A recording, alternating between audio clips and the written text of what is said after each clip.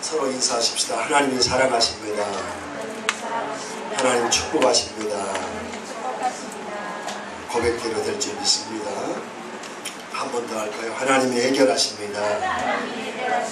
할렐루야.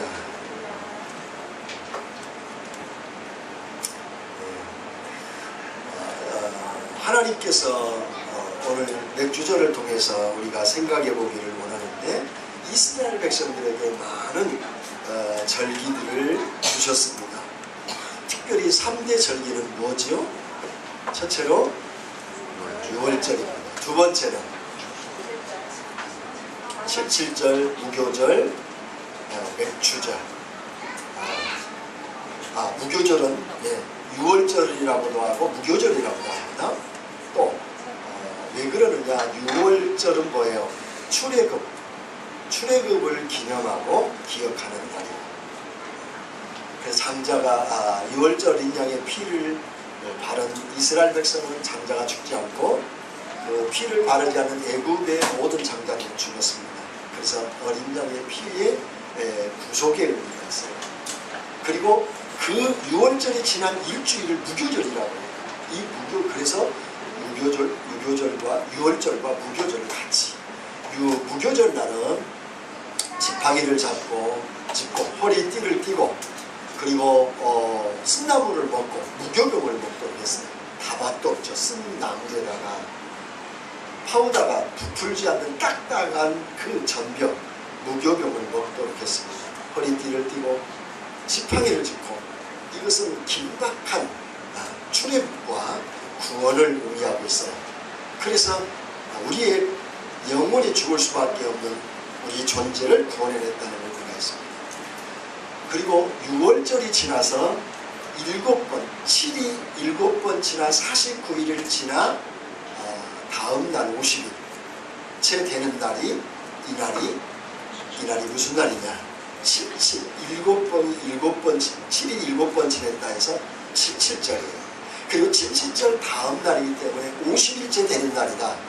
6월절이 일어나고 50일째 되는 날이다 해서 오순절이라고 해요. 그리고 이날은 보리의 추수를 기념해서 드리는 날이에요. 그래서 맥주절이라고 해요. 77절, 그 다음에 이 맥주절, 오순절 같은 의미입니다. 여러분, 오순절이 신약에만 있는 건 아니죠? 원래 구약에 오순절이라고 말씀을 하고 있습니다. 그런데 이 절기 때 어떻게 하죠? 이스라엘 백성들이, 남자들은 모두가 다 어떻게 해요? 예루살렘으로 올라가서 그 절기를 지켜요. 일주일 동안의 절기를 지켜요.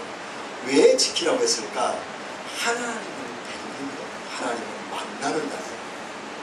그래서 어린 양의 번제를 드리면서 하나님 앞에 이 세 절기를 지켜요. 이게 6월절, 그 다음에 맥주절, 그 다음에 수장절, 장막절, 초막절. 막자 들어가는 말은 똑같습니다. 장막을 친다라는 의미에서 똑같은 의미예요. 그러니까 이날은 뭐냐? 추수감사입니다. 그러니까 이 추수감사주일은 또 뭘 의미하는가를 같이 한번 또 살펴봅니다. 가장 핵심은 오늘 우리가 말하는 맥주절이면서 오순절, 77절, 이 날을 어떤 의미가 있는가를 같이 살펴보기를 원합니다.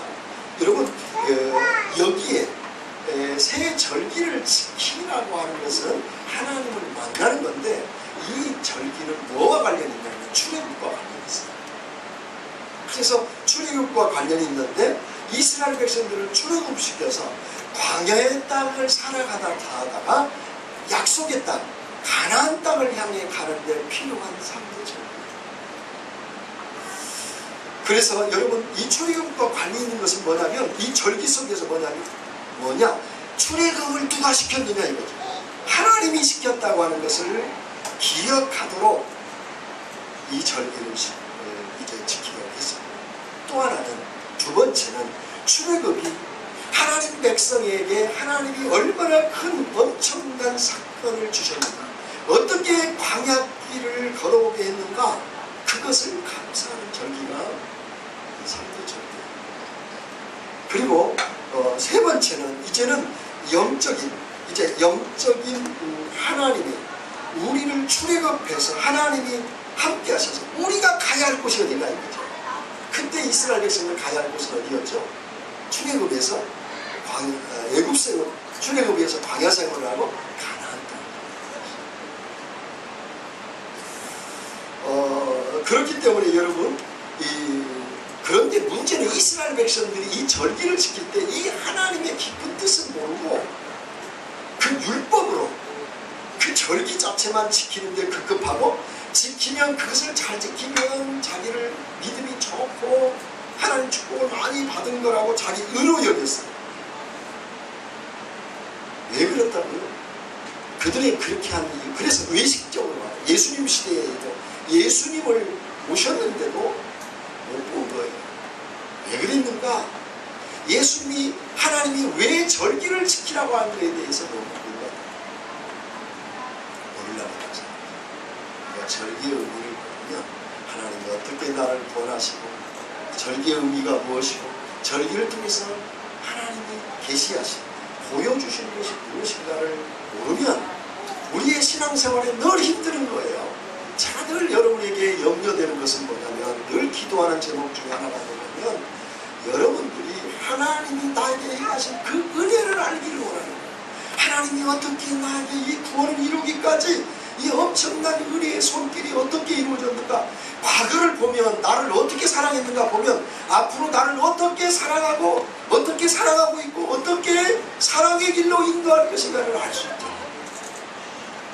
근데 하나님이 나에게 주신 은혜와 축복에는 관심이 없고요, 하나님이 어떻게 행하신 것에 관심이 없고 오늘날 내 문제만 관심 있는 거예요. 내 문제에 쌓여가지고 문제에 완전히 빠져서 일본에 옹수한 것처럼 200여 명이 죽듯이 그냥 빠져 죽어버리는 거예요. 은혜와 축복이 없는 거예요. 그 문제 때문에, 내가 오늘 돈 좀 없다고 문제 해결 안 되고, 직장 해결 안 되고, 결혼 문제 해결 안 되고, 내 앞에 닥치는 어떤 자식 문제 해결이 안 된다고 늘 나는 하나님이 사랑하지 않는 것 같고, 하나님은 나와 함께 하지 않는 것 같고, 하나님은 무슨 죄임은커녕 고사하고 구원을 받았는가 안 받았는가에 대한 의심하고 살아가는 것이 너무 많아요. 그러니까 성경이 읽혀지지가 않아요. 그 가치가 얼마나 큰지를 모르니까, 성령이 얼마나 나에게 간섭하고 나와 함께하길 원하는지를 모르니까 성령에 대해서 관심이 없어요. 이러한 부분들을 깨우치기 위해서 자꾸 여러분에게 깨닫도록 하는 거예요. 어느 집사님 들으면 목사님의 말씀은 감동 주고 이런 거보다는 가르치고 깨닫게 하시는 것 같아요. 그렇다고 했습니다.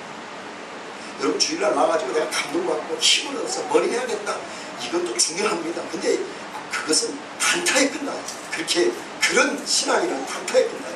하나님이 창세 때부터 주의 재림 때, 주의 천국에 이르기까지 어떻게 그 하나님이 나를 사랑했고, 어떻게 나를 구원했고, 어떻게 나와 함께 계시고 앞으로 어떻게 영원히 살 것에 대한 이 지적 동의가 없이는 여러분, 사람은 변화도 없고 의미도 없고 축복도 없어요. 그러면 여러분, 이 땅에서 내가 평안과 내가 원하는 대로 안 이루어지면 어떻게 하나? 그렇게 설교 들어가지고 그 요구대로 설교를 들어서 그런 잠깐 감동과 움직임은 있죠. 그런데 여러분, 그 잠깐 움직임이 그를 변화시킵니까? 그렇죠. 그래서 좀 어렵지만 제가 여러분이 어렵기 때문에 셀지를 나눠줘서 그걸 또 익히게 하고 또 생각하게 하고 적용하게 하는 거예요. 저도 참 죄송스러워요. 좀 설교 어려운 거에 대해서. 그러나 여러분, 잘 들으면 이 말씀의 은혜가 얼마나 은혜가 되는지 몰라요. 저도 이 맥주전을 생각하면서 저도 너무 많이 은혜를 받았어요. 같이 그것을 좀 나눴으면 좋겠습니다. 자, 본문으로 돌아와서 6월절, 이 6월절이 예수님이 이들이 출애굽을 해가지고 50일째 되는 날이 맥주절이고 오순절이라고 그랬어요. 23장 15절로 16절에 그 내용이 나와요. 안식일 이튿날 곧 너희 요제로 단을 가져온 날부터 세워서 7 안식일의 수요를 채우고 제7 안식일 이튿날까지 합 50일을 계수하여 새 소재를 여호와께 드릴 것입니다. 7절과 오순절을 지금 얘기하고 있는 거예요. 자, 무교절날 첫 이삭을 6월절 기간에 다음에 뭐가 있다고요? 무교절이 있어요. 이 무교절날 첫 이삭을 드리면서 찐나물을 먹고 그리고 무교봉을 먹으면서 하나님께서 어떻게 나라를 구원하도록 하였는가에 대한 기억과 긴장감, 허리띠를 띠고 지팡이를 짚으면서 긴장감을 갖는다는 거예요. 그래서 이 50일째 되는 날은 뭐냐? 7절이 지나고 50일째 되는 날, 신약으로 얘기하면 안식 후 첫날이에요. 안식일 다음 첫날 어떤 일이 일어났죠? 예수님이 십자가에 죽으시고 부활하셨어요. 그러니까 이 예수님이 하나님의 미랄이 되어 첫 이삭이 되어 하나님의 미랄이 되어 땅에 죽어서 많은 열매를 맺듯이 예수님이 십자가에 죽으심으로 부활하신 거예요. 그러니까 6월절은 뭐의 의미가 있냐? 신앙적으로 칭의의 의미가 있어요. 뭐의 의미가 있다고요? 칭의란 말은 죄 없다, 그렇게 선언했다 그 말이에요. 너는 내 백성이다, 내 자녀다, 너는 구원받은 자다, 그렇게 너는 나에 속한 자고 내 백성, 애굽 사람과 이스라엘 백성을 완전히 가르는 날이 6월절. 그러니까 우리는 하나님의 자녀요 백성으로 선언하는 날이 6월절이라고 한다면, 오순절, 이 77절 오순절 날은 이 오순절 날은 무엇이냐면, 오순절 날에 어떤 일이 일어나느냐? 시내산에서 십계명을 받아요. 맹추절에 십계명을 받아요. 십계명을 받아서 이 십계명의 말씀을 지키고 살아갈 것을 말씀을 해요. 그러니까 예수님께서 십자가에 죽으시고 부활하신 그 6월절 날에 하나님의 놀라운 하나님의 성령의 역사가 일어나요. 6월절 날에 하나님의 구원의 역사가 일어나는 거예요. 그런데 이 오순절날 십계명을 받아서 말씀을 우리가 받습니다. 십계명에서 말씀을 받았는데 여러분, 십계명 말씀을 지키나요? 십계명 말씀은 지금 시내산 위에서 하나님의 직접 바위에다가 새겨서 나 위에 다른 신을 섬기지 말라, 그렇게 말씀으로 여러분 십계명을 받잖아요. 바바바바박 박히잖아요. 하나님이 직접 말씀해서 하나님이 성령의 불로 돌판에 십계명을 새겼어요. 우상을 만들지 말라. 그것을 위해서 시내산은 그걸 갖고 지금 예수님이 하나님이 율법을 선포하고 그것을 지금 성령의 역사로 그 십계명을 돌판에 새기고 있는데, 밑에서는 뭐하고 있어요? 모세를, 권사님이 웃으시니까 나도 웃으면, 밑에서는 모세를 비롯한 아론을 비롯한 백성들이 40일 동안 안 내려오니까 밑에서 뭐예요? 금송아지를 만들었고 우리 여호와여 그러고 자빠졌어요. 이 이스라엘 백성들이 우상을 만들어 놓고 그 앞에서 답답한 하나님인 거예요. 내 맘대로 움직이고 싶은 금송아지를 만들어 놓고 그게 하나님이에요. 위에서는 나 위에 다른 신을 만들지 말라, 다른 신을 섬기지 말라, 우상을 만들지 말라, 그렇게 하는데 밑에는 우상 만들어 가지고 그게 하나님이에요. 이게 인간 정화예요. 여러분, 이것은 뭐냐면, 그러니까 어떻게 모세가 십계명을 받고 내려와서 보니까 우상 숭배하고 참 기가 막힌 거죠. 이 성질급한 모세가 그냥 돌판을 갖다가 우상에다 던져보니까 박살이 나서 바뀌어져요. 모세가 어떻게 합니까? 출애굽기 32장 16절에 보면 여러분, 이것은 하나님이 새긴 율법이에요. 그 하나님의 새긴 율법을 갖다가 우상을 섬기는 그들을 던져서 완전히 박살을 내버렸어요. 이것은 하나님의 거룩한 심판을 얘기해요. 우상을 섬기는 자는 멸망이고 끝난다는 거죠. 영원한 불못에 간다는 것을 말하고 있습니다. 그런데 출애굽기 32장 26절로 38절에 보면 모세가 이 현상을 이렇게 얘기해요. 야, 하나님 편에 설 사람 다 이리 와. 우상 편에 있는 자들은 다 있고 하나님 편에 있는 자들이 와라. 그러니까 누가 가지고 와세요? 레위 족속. 하나님은 택한 기록들과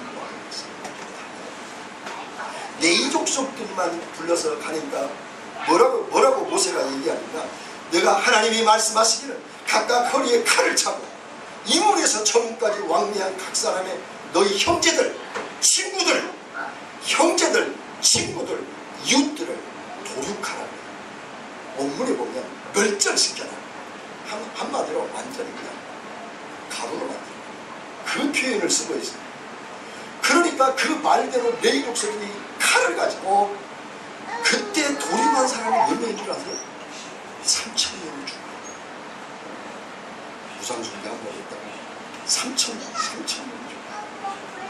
그래서 결국에는 이것은 무엇을 말하냐면 인간으로서는 하나님의 법을 지킬 능력이 없다. 메시아를 바라요. 하나님은 법도 정하기 전에 인간을 밑에서 죄 짓는 정도로 그렇게 악한 인간을 정하더라고요. 저도 가만히 기가 막혀요. 저도 제 자신을 그렇게 하느냐고 하는데 순간적으로 내 안에 사단이 들어와서 나를 유혹하는 것을 정죄하고 싶고 악하고 음란하고 부정하고 얼마나 우리를 넘어뜨리는지 알 수가 없어요. 정말로 우리는 시키는 돌판에 맞아 죽어도 영혼이 죽어도 썰 정도로 참으로 그런 현상이 일어나요. 그러니까 뭐예요? 이 타락한 인간에게는 결코 가능성이 없는 거예요. 그래서 하나님께서 불러가지고 모세를 통해서 내 마음속에 아예 하나님이 돌파를 들여서 십계명 지키라고 말을 안 들으니까 이 만들기도 전에 범하는 인간들에게 무슨 기대감이 있겠어요. 하나님의 마음으로 여러분 바라보세요. 이스라엘 것이 얼마나 답답하 하나님이 답답한 존재죠.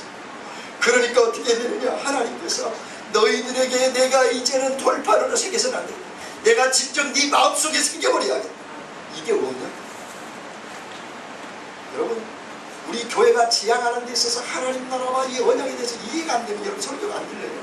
이 언약과 하나님의 나라가 이해가 돼야 돼요. 이게 모든 설교의 제 바탕은 언약과 하나님의 나라의 바탕을 두고 설교를 해요. 여러분 별로 안 들어본 어렵긴 하지만 언약이라는 것은 뭐냐, 하나님이 일방적으로 자기 백성에게 찾아 약속을 쌍방나게 하는 거예요. 언약은 일방적입니다. 약속은 쌍방이에요. 언약은 하나님과 우리와 약속 언약을 하시고 하나님이 당신 다 해버려. 우리는 뭐 하면 돼? 믿기만 하면 돼. 그게 언약이에요. 그러니까 지금 율법을 지키라고 하니까 못 지키잖아. 그러니까 나중에 얼마나 출애굽 과정뿐만이 아니라 나중에 바벨론 포로를 보내도 또 우상숭배야. 우상숭배 때문에 결국 포로로 보냈는데 포로로 다녀와서 또 우상숭배. 왕들 보세요. 얼마나 그들이 금신상에 대해서 뿐만이 아니라 바알신에게 아세라신에게 한 왕들마다 역대 지략에 기록되지 못하니라. 하나님의 왕시, 하나님의 묘실에 들어가지 못하니라. 대부분의 왕들, 불과 몇 사람, 다윗과 아사왕 몇 사람에는 이스라엘 역사의 모든 왕들 다 우상숭배. 심지어 솔로몬도 나중에 후반기에 가서 우상숭배.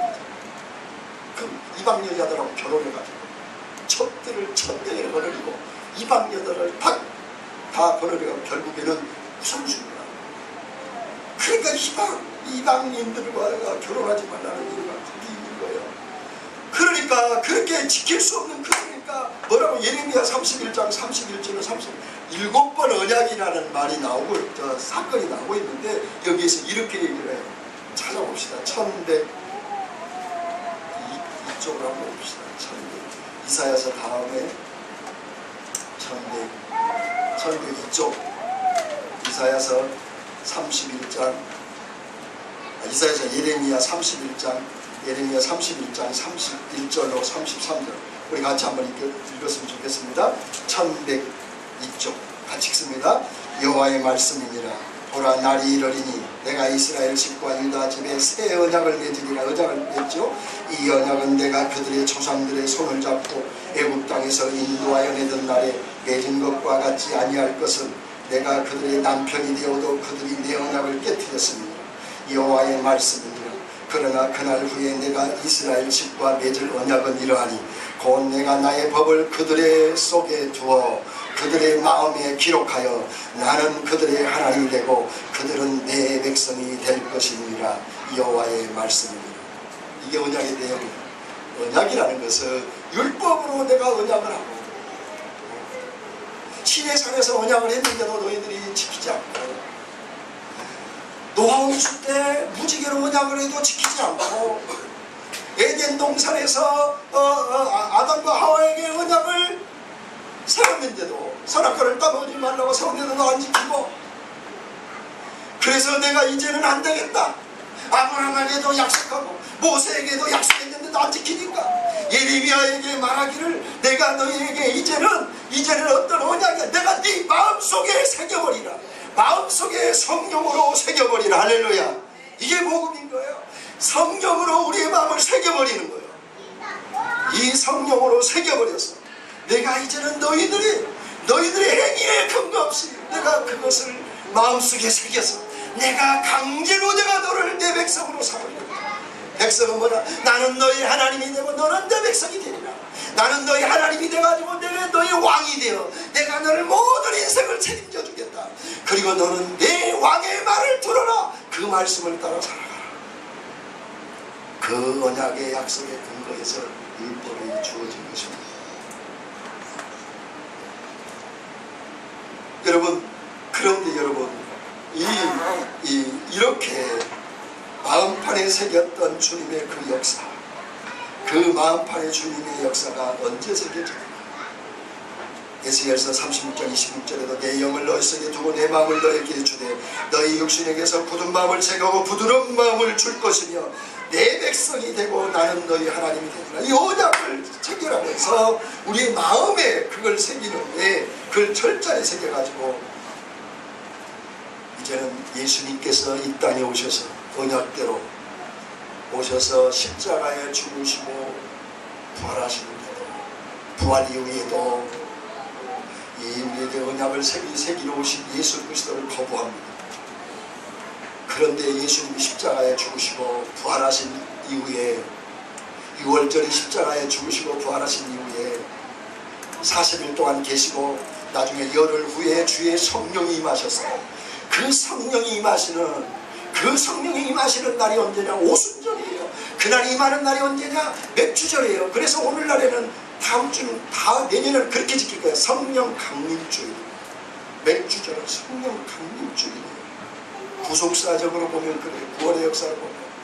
그래서 여러분, 이제는 오순절의 이 날이, 이 예레미야의 에스겔서의 언약의 그 약속이 예수님 탄생 600년 전에, 그리고 예수님이 탄생하신 600년 후에 성령이 그런 무엇을 오순절 성령 역사, 주님이 승천하시고 이 땅에 오셔서 요엘서 2장 28절을 이용하여 베드로가 복음을 전합니다. 하나님이 말씀하시기를 말세에 내가 내 영을 육체에 부어주리니 너희 자녀들은 예언할 것이요 너희 젊은이들은 환상을 보고 너희 늙은이들은 꿈을 꾸리라. 그때 내 영을 내 남종과 여종에게 부어주리니 그들이 예언할 것이니라. 할렐루야. 하나님이 위로부터 성령을 부으셔서 하나님의 택한 백성의 마음속에 지워지지 않는 그 하나님의 언약의 말씀을 새겨버린 거예요. 그래서 하나님의 그들을 향하여 이제는 이 세상의 법을 끊고 하나님의 법을 마음에 담아서 하나님의 백성이라고 칭함받도록 하나님이 나의 왕이시니 내가 그의 백성이 되는 것입니다. 그렇게 새기는 것입니다. 그것이 언제 나타난다고요? 오순절 성령 타락방에 추수로 임하는데 사도행전 2장 39절로 41절에 보면 이 말씀에 약속은 너희 자녀와 모든 먼데의 사람 곧 우리 하나님이 얼마든지 부르시는 자들에게 하신 것이다 하고 또 여러 말을 확증하며 권하여 가로되 너희가 이 패역한 세대에 구원을 받으리라 하리니 그 말을 받는 사람들은 그 하나님의 복음의 말씀을 받는 사람들은 사도 바울이 사도 베드로가 전하는 말씀입니다. 세례를 받음에 그날의 제자의 수가 이 사도 베드로가 복음을 전하고 나니까 어떤 복음을 전하는가? 여러분, 에스겔서에 예언되었고 예레미야가 예언하고 에스겔이 예언했던 그 성령의 마음을 새긴다는 그 성령님이 여러분가에 오신 것입니다. 그리고 그분이 메시아 예수 그리스도시고 그분이 여러분의 인생의 주인이 되실 것입니다. 그 복음을 사도행전 2장에서 선포했을 때 3,000명이 회개하고 신의 산에서 복음을 율법을 무시하고 3,000명이 죽었던 그 오순절 맥주전날 성령이 임했을 때 3,000명의 제자들이 주님 앞으로 돌아옵니다. 할렐루야. 이 예언의 성취가, 예언이 실제로 성령을 오셔서 성취됐을 뿐만 아니라 심지어 숫자까지 그 예언이 성취됩니다. 여러분, 이 타락한 인간, 하나님의 법이 하나님 마음속에 새겨지니까 영적인 추수가 일어나시죠.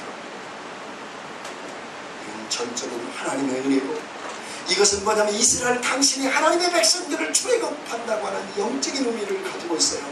따라서 이런 맥주절이란, 오순절이란 성령 강림주일이라고 하는 것은 3,000명이 회개하고 돌아오는 성령이 임하고, 나와의 나라방에 불같이 임하고 성령의 역사가 나타나고, 그리고 3,000명이 돌아오면서 교회가 탄생되는, 교회를 잉태케 하는 놀라운 오순절 성령 강림주일이 맥주절인 줄 믿습니다. 그래서 여러분, 6월절은 예수님의 어린 양의 죽음으로 십자가의 죽으심의 의미로 칭의의 의미가 있고, 6월절은 칭의의 의미고, 맥주절은 오순절로 하나님의 백성의 마음속에 새기어서 교회가 탄생됨으로써 그것은 성화의 의미가 있어요.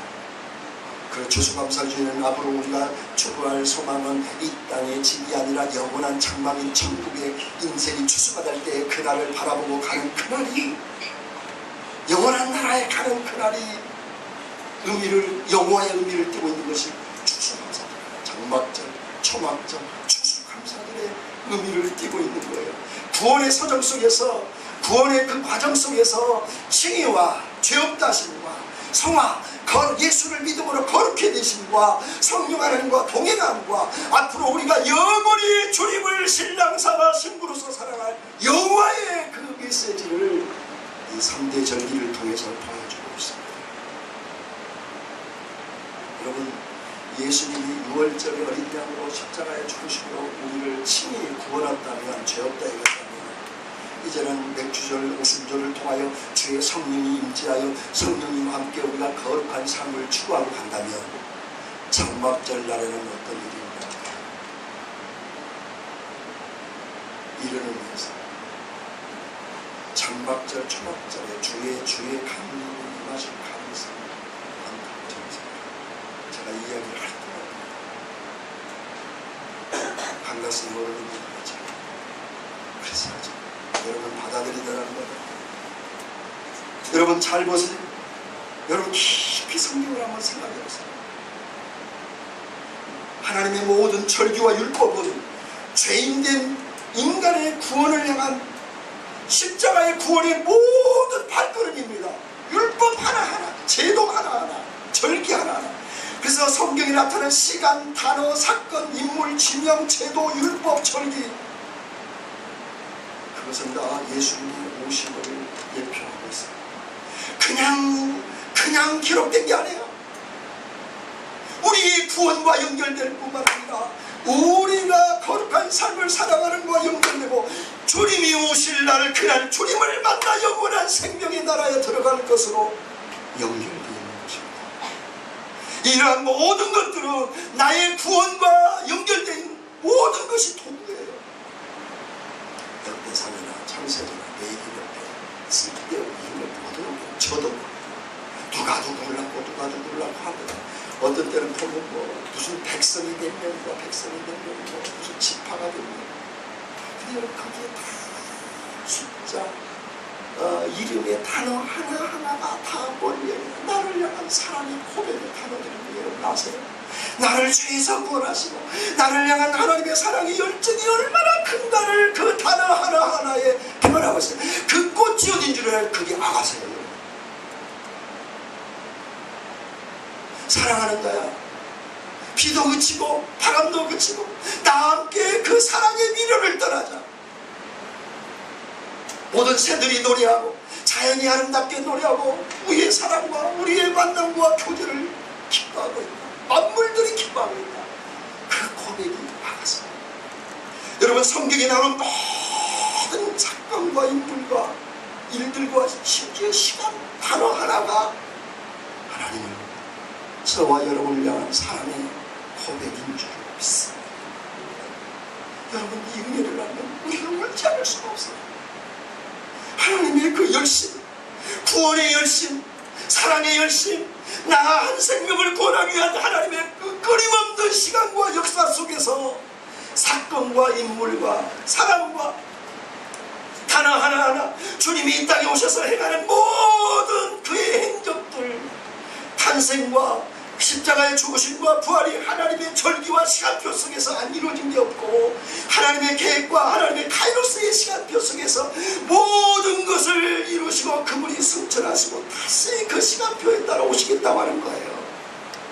그분이 우리의 신랑이시죠. 여러분이 은혜의 깊이와 넓이와 길이를 깊이 알기를 소망합니다. 여러분, 절기라고 하는 것은 단순히 우리가 맥주를 오늘 마음껏 드렸으면 됐죠. 그거 아니에요.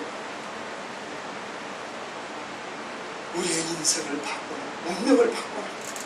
얼마나 우리를 향한 사랑이 큰지 모릅니다. 그게 없는 하나님의 열심이에요. 하나님의 사랑이에요. 하나님의 축복입니다.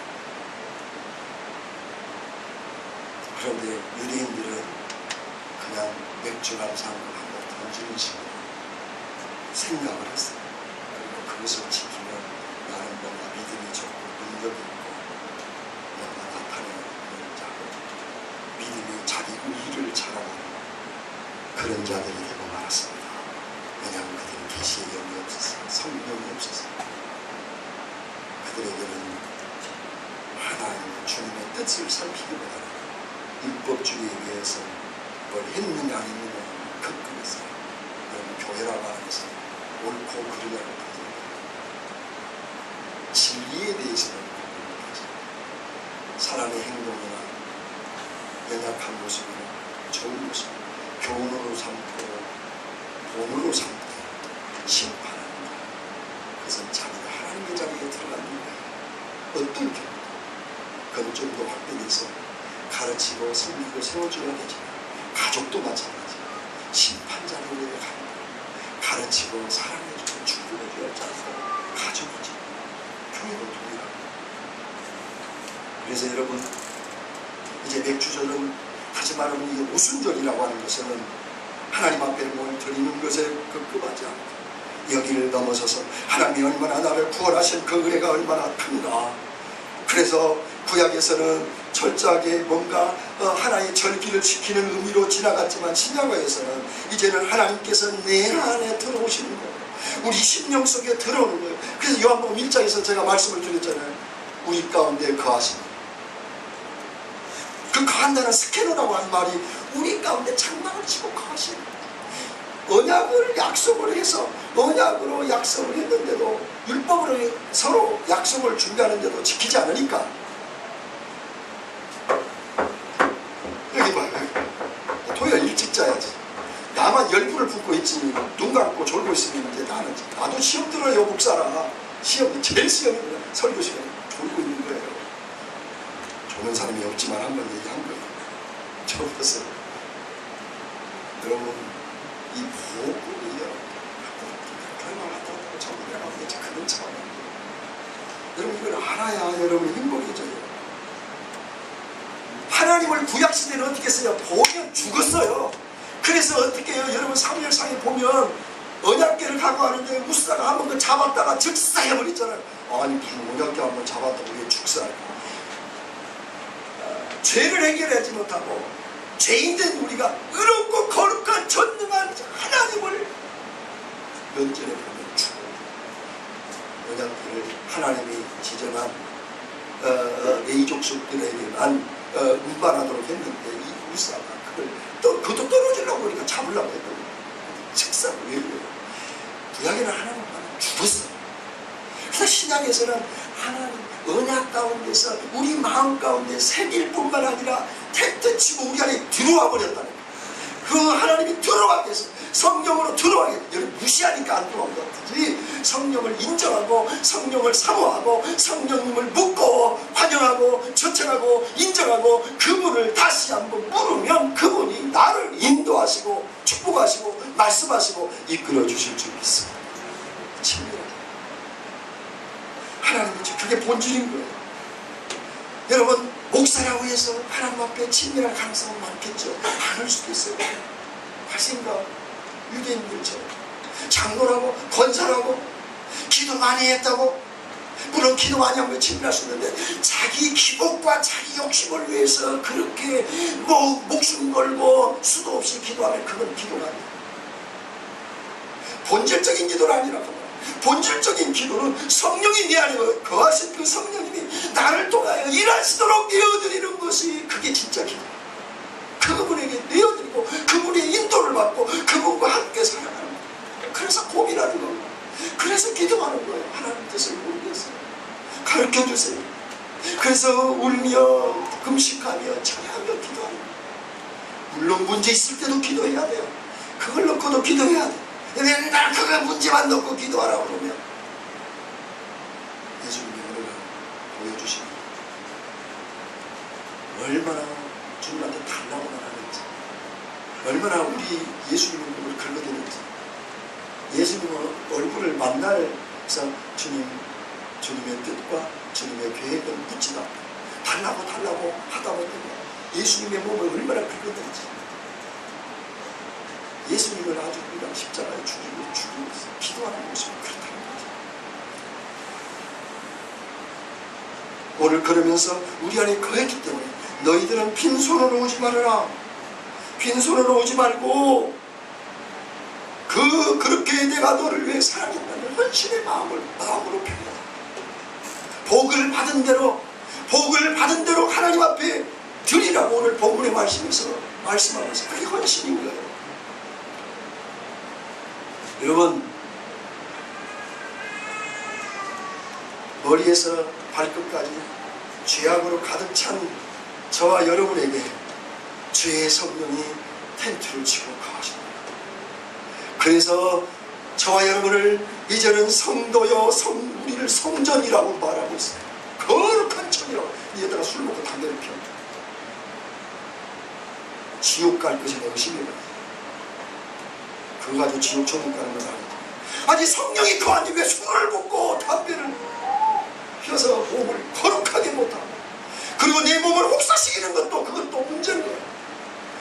잘 준비해서 토요일날 좀 일찍 끝나고 좀 쉬어서 주일날 쭉 나와야 됩니다. 1시 2시까지 일하니까 주일날 못 일어나니까 그런 거지. 열심히 일도 해야 되지만 왜 일을 해야 되는가를 생각하지. 그 벌어갖고 뭐 하려고. 조금 덜 벌고 부흥집회도 참석하시고 조금 덜 벌고 하나님 책임져 주시오. 그거 안 벌어도 죽는데 죽고 사는데 문제 안 됩니다. 그런 마음으로 하세요. 여러분 공수로 오지 말라. 빈손으로 오지 말아라. 내가 너를 위해서 이렇게 얘기했는데 너는 고작 보인다는 것이. 거지한테 뭐 주시는지 그렇게 하지 마라. 너에게 공수로 오지 마라. 은혜를 받은 대로 해라. 그것을 요구하시는 거예요. 그래서 헌신인 거예요. 우리의 내 단순히 물질로만 드는 게 아니라 신약에 와서는 뭐예요? 이스라엘 백성들이 이제 성령이 마음에 새겨버리니까 가만히 못 있잖아요. 제자들 어떻게 해요? 튕겨나간 거예요. 전 세계를 튕겨나간 거예요. 일생을 하나님 앞에 걸어버린 거죠. 그렇다고 다 목사되라고 하는 게 아니에요. 우리의 삶의 중심에서 이제는 성령이 내 안에 스캐너 됐다면, 텐트 치고 가셨다면 이제는 그분을 의식하고 그분과 함께 여러분 살기를 축복합니다. 말씀을 뵙겠습니다.